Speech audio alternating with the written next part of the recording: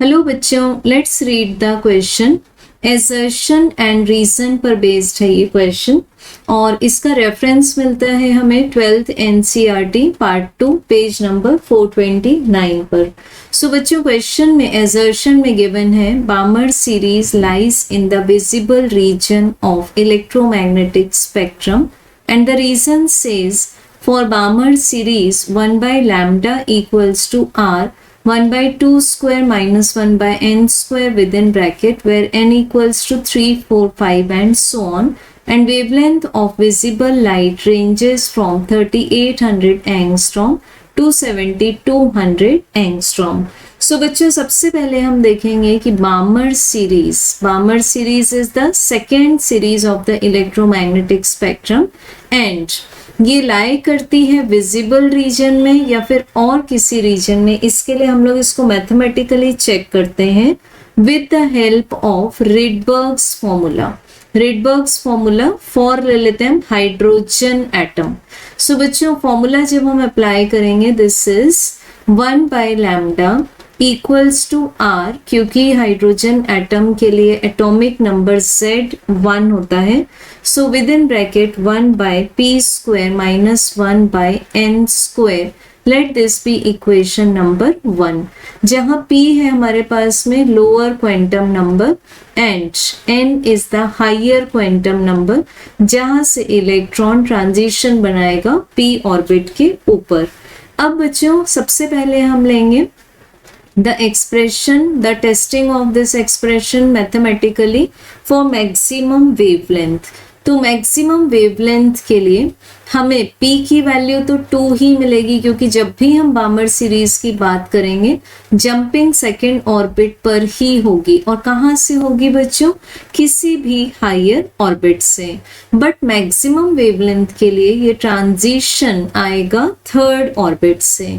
So we can take that the transition is from third orbit to the second orbit. So equation 1 becomes 1 by lambda max equals to r.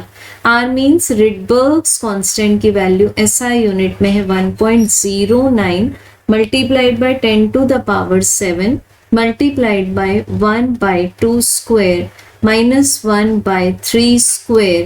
So right hand side में 1.09 multiplied by 1 by 4 minus 1 by 9 multiplied by 10 to the power 7. So 1 by lambda max equal to 1.09 multiplied by 5 by 36 multiplied by 10 to the power 7.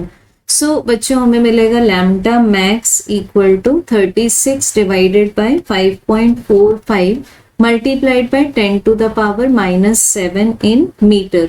सो ये आ जाएगा, ये fraction का answer आ जाएगा 6.605 multiplied by 10 to the power -7 metre. तो हमें maximum wavelength की वैल्यू एंगस्ट्रॉम में मिल जाएगी, because we know 1 angstrom is 10 to the power -10 metre. So this will be 6605। So बच्चों, ये हो गई हमारे पास में एक मेन इंफॉर्मेशन। अब हम लोग कैलकुलेट करेंगे रिडबर्ग्स फॉर्मूले से ही मिनिमम वेवलेंथ की value. So again writing Rydberg's formula. So this is 1 by lambda equals to r within bracket 1 by p square minus 1 by n square. So बच्चों, as we know that for the minimum wavelength के लिए हमें transition कहाँ से कहाँ तक मिलना चाहिए?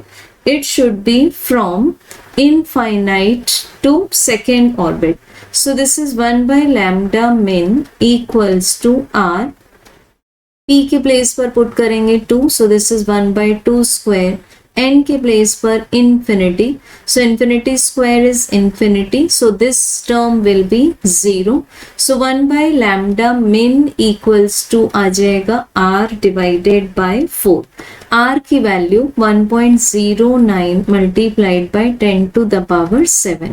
Now this is divided by 4 and the unit is per meter. सो हमें मिलेगी मिनिमम वेवलेंथ फ्रैक्शन फॉर्म में 4 divided by 1.09 multiplied by 10 to the power minus 7 in meter. So this is 3.669 multiplied by 10 to the power minus 7 meter. So बच्चों angstrom में हमें ये answer मिल जाएगा 3669 angstrom. सो दो informations आई हमारे पास, लैम्डा मिन की वैल्यू एंड लैम्डा मैक्स की वैल्यू. सो बच्चों लैम्डा मैक्स हमें क्या मिल गया था 6605 एंगस्ट्रॉम. सो अब हम लोग देखते हैं असर्शन कि ये जो दोनों वेवलेंथ्स है ये विजिबल रीजन में, because as we know the wavelength of visible region is from 3800 angstrom. 3800 angstrom से ये अबाउट 7800 और 8000 एंगस्ट्रॉम.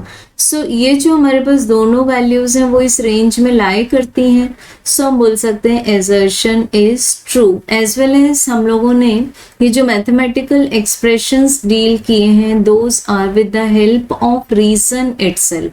इट मीन्स रीजन भी ट्रू है, हेंस हम बोल सकते हैं दोनों स्टेटमेंट्स ट्रू हैं और रीजन एजर्शन को एक्सप्लेन करता है. So correct answer is option number 1. Thank you.